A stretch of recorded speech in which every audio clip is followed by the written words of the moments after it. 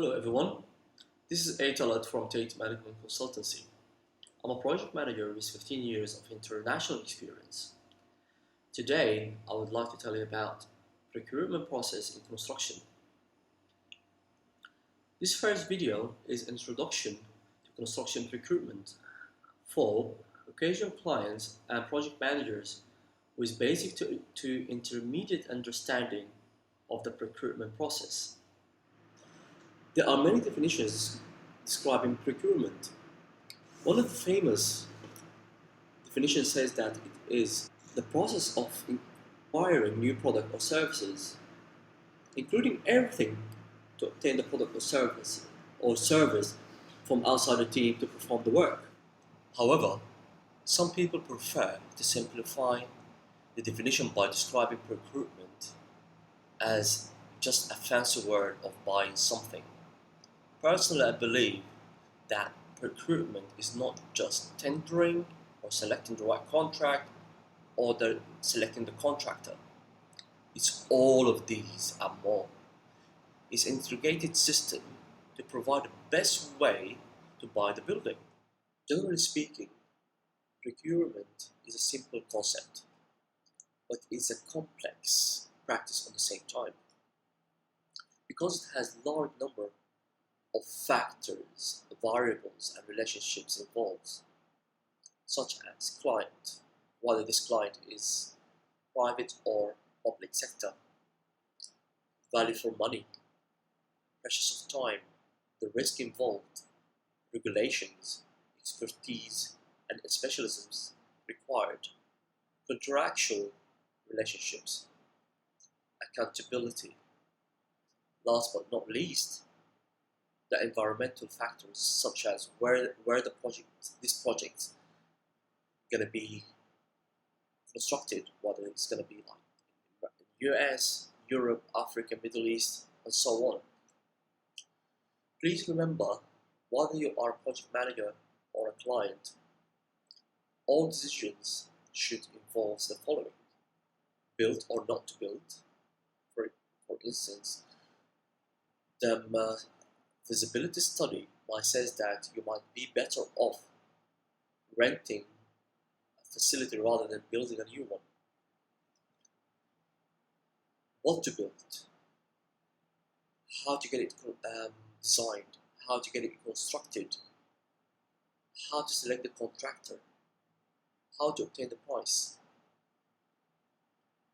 A common mistake project managers fall in when they accept a procurement strategy was tailored for another project.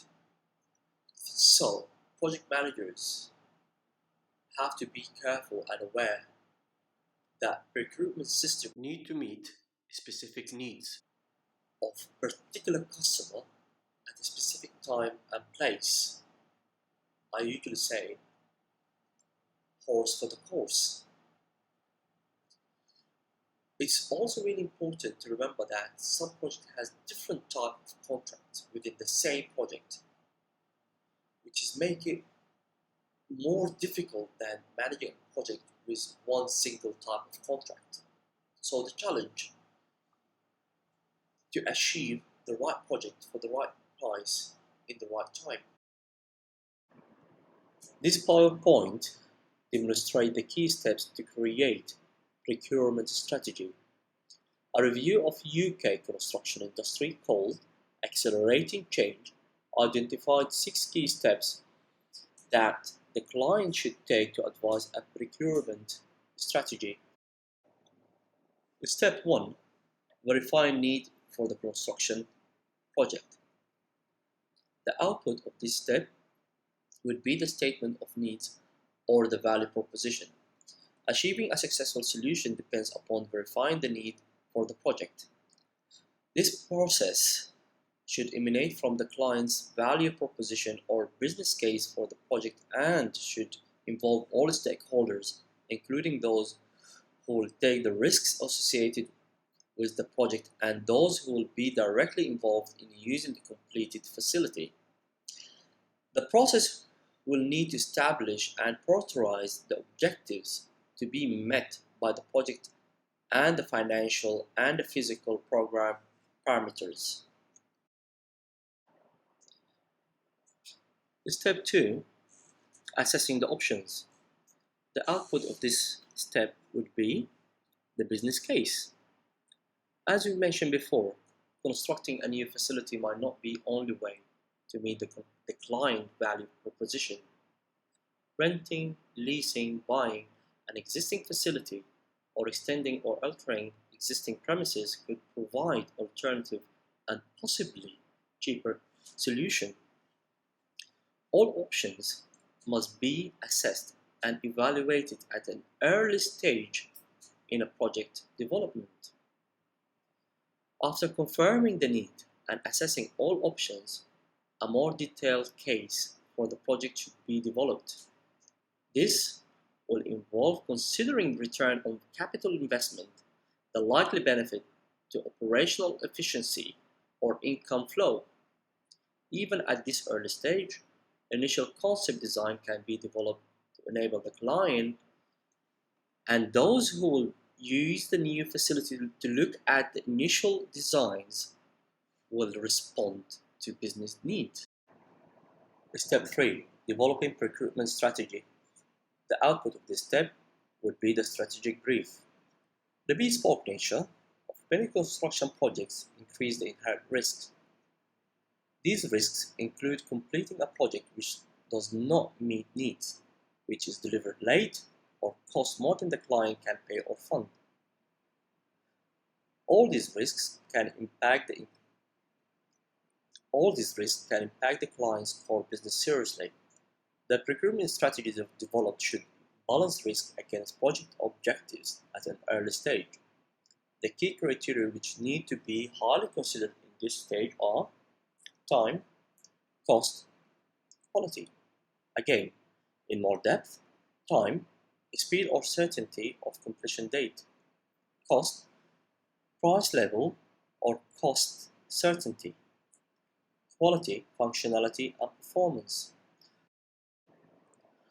Those criteria are independent and often in tension. Emphasize on one only of the key criteria will almost certainly have a negative effect upon the others.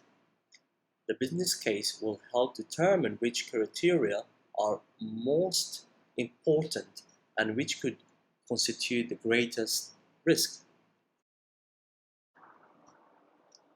Step 4. Implementing strategy. The output of this step would be the selection of the project team. Selecting a project team is important.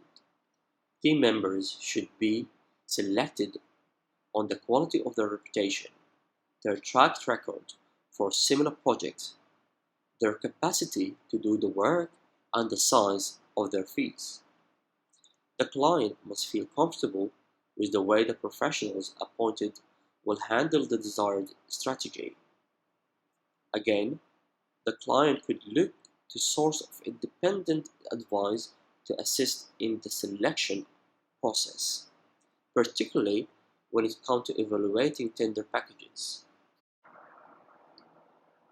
Step 5. Project delivery.